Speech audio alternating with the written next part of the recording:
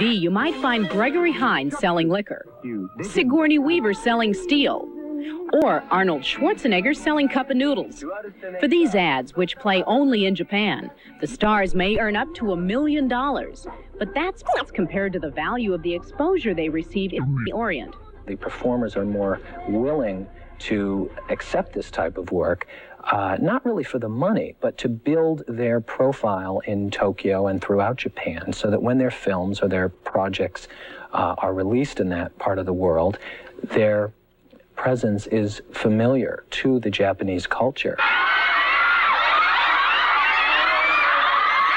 The Japanese reception of stars such as Michael Jackson indicates their eagerness to enjoy the work of American performers. One performer who has recently mounted an assault on the lucrative Japanese market is pop singer Tiffany.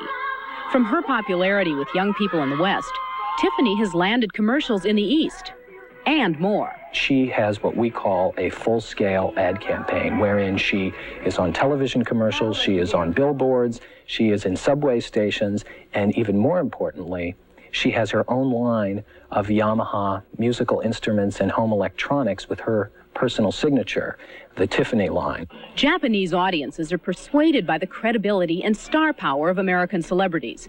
This translates to increased sales for the Japanese products, which land star spokespeople, like the electronics company, which landed Madonna. The company which utilized Madonna used to have a standing of about 5th or 6th place in the Japanese market. And as a result of using Madonna, they then moved to 2nd or 3rd. Performers' commercial work for Japan used to be a closely guarded secret here in the United States. Not anymore. Heavyweight champ Mike Tyson has been only too happy to announce his $1 million plus arrangement for one commercial with Toyota of Japan. His flamboyant advisor promoter Don King arranged a press conference to bring the news to the world. King says this is just the beginning. This is really, to me, it's a door opener. This is a launching pad for Mike Tyson to be marketed and merchandised around the world. Tyson himself has a more direct, short-term view of the arrangement. I'm in like Flynn. Yeah. I'm in the bread. I'm in. Beach man, sell me that beach man. Whether it's Sean Connery selling tires, Madonna selling electronics, or Sylvester Stallone selling ham, it's become clear that for the big-name stars, the latest frontier for commercial exposure is Japan. Sell me that beach man.